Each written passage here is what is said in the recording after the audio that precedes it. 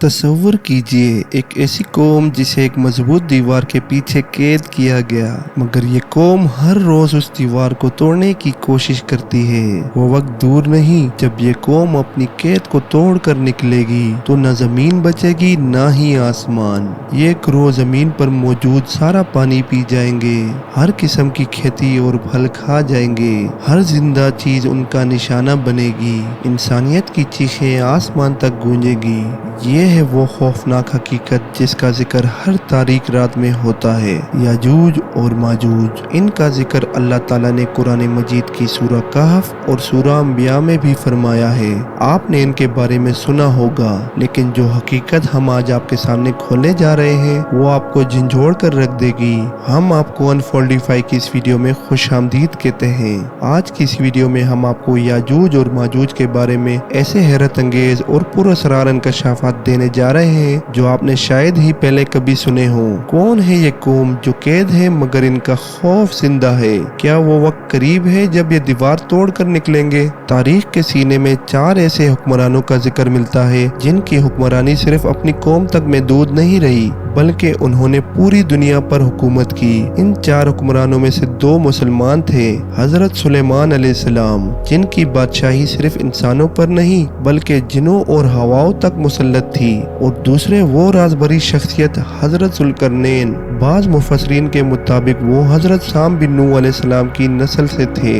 कुरान मजीद की सूरह कहफ में हजरत जुल्करनैन के 3 सफरों का तस्करा मिलता है। उनमें से तीसरा सफर उन्होंने शिमाल की सिमत किया। इस सफर के दौरान रास्ते की खामोशी में वो 2 अजीम पहाड़ों के दरमियान जा पहुंचे, जहां उन्हें एक अजीब व गरीब कौम नजर आई। ना उनकी जुबान समझ में आती थी, ना ही उनका अंदाज। इशारे और मुख्तसर अल्फाज में मुश्किल गुफ्तगू हुई, लेकिन जो बात समझ में आई वो हैरान कुन थी। याजूज और माजूज एक खतरनाक कौम जो उन पर जुल्म ढाए बैठी थी।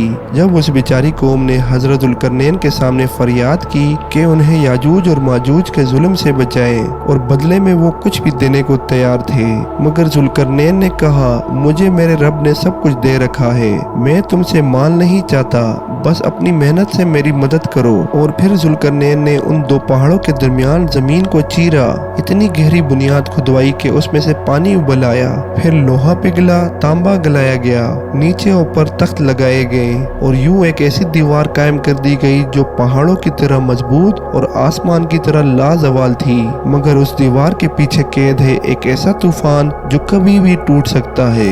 हुज़ैफा इब्न असद अल गफ़ारी फरमाते हैं, रसूलुल्लाह सल्लल्लाहु अलैहि वसल्लम हमारे पास आए जब हम लोग क़यामत का जिक्र कर रहे थे। नबी सल्लल्लाहु अलैहि वसल्लम ने पूछा, तुम लोग किस चीज का जिक्र कर रहे हो? हमने कहा, हम क़यामत का जिक्र कर रहे हैं। तो नबी सल्लल्लाहु अलैहि वसल्लम ने फरमाया, क़यामत उस वक्त तक नहीं आएगी जब तक तुम लोग ये 10 निशानियां ना देख लो। फिर रसूलुल्लाह सल्लल्लाहु अलैहि वसल्लम ने वो 10 निशानियां बयान फरमाई, जिनमें से 3 निशानियां ये थी, दज्जाल का ज़हूर, हजरत ईसा अलैहिस्सलाम का नज़ूल, याजूज और माजूज का निकलना। हजरत ईसा अलैहिस्सलाम के दज्जाल को कत्ल करने के बाद उन्हें अल्लाह का हुक्म मिलेगा, मैंने याजूज और माजूज छोड़ दिए हैं जिनसे कोई लड़ नहीं सकता, तुम मेरे बंदों को लेकर तूर के पहाड़ की तरफ चले जाओ।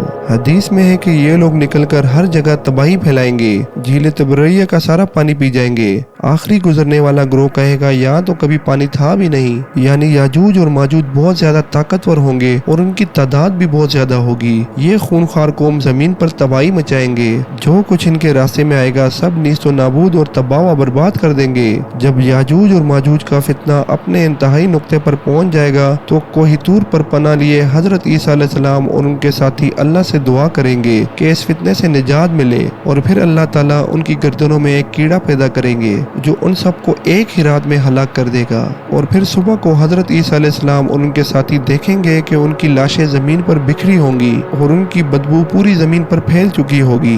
हजरत ईसा अलैहिस्सलाम और उनके साथी दुआ करेंगे और फिर अल्लाह ऐसे परिंदे भेजेंगे जिनकी गर्दनें ऊंट के जैसे लंबी होंगी। वो उन लाशों को उठाकर जहां अल्लाह चाहेगा गिरा देंगे, और फिर अल्लाह ताला एक ऐसी बारिश भेजेंगे जो किसी घर या खेती पर नहीं रुकेगी और जमीन को इस तरह साफ कर देगी जैसे आईना। دینا। اس کے بعد اللہ تعالیٰ زمین کو برکات سے بھر دیں گے، ہر طرف امن سکون اور خوشحالی ہوگی، بارش برسے گی اور زمین اپنی برکات نکال دے گی اور لوگ اطمینان اور سکون کے ساتھ زندگی گزاریں گے۔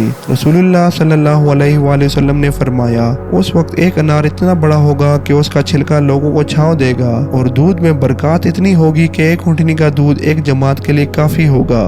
حدیث کا مفہوم ہے کہ یاجوج اور ماجوج روزانہ اس دیوار کو کھودتے ہیں، ہر دن وہ اس میں سوراخ کرتے ہیں، حتیٰ کہ جب وہ قریب ہو جاتے ہیں کہ اسے پار کر لے تو ان میں سے کوئی کہتا ہے چلو کل پھر اسے توڑیں گے، مگر جب وہ اگلے دن آتے ہیں تو اللہ تعالیٰ اس دیوار کو پہلے سے زیادہ مضبوط کر دیتے ہیں اور وہ پھر سے دیوار کو توڑنا شروع کر دیتے ہیں۔ یہ سلسلہ اس وقت تک چلتا رہے گا جب تک اللہ کا حکم نہ آ جائے۔ ایک دن وہ کہیں گے انشاءاللہ کل پھر اسے توڑیں گے، تو اس بار جب وہ اگلے دن واپس آئیں گے تو دیوار ویسی ہی ہوگی جیسے چھوڑی تھی، پھر وہ اسے توڑ کر نکل آئیں گے۔ آج کے سیٹلائٹ اور ٹیکنالوجی کے دور میں جب زمین کا ہر کونا انسانی نگاہوں کے نیچے ہے تو سوال اٹھتا ہے کہ وہ دیوار کہاں گئی؟ کیا یاجوج اور ماجوج کسی اور دنیا، کسی اور پلینٹ پر قید ہے؟ کچھ لوگ سمجھتے ہیں کہ یاجوج اور ماجوج ابھی تک کسی چھپی ہوئی جگہ میں قید ہیں، جیسے کہ انٹارکٹیکا کے برف زدہ ویرانے، ایمیزون کے گہرے جنگلات، ہمالیہ کے سیری راستے، یا پھر زمین کے اندر کسی انڈر گراؤنڈ دنیا میں۔ اس پر مختلف رائے ہیں،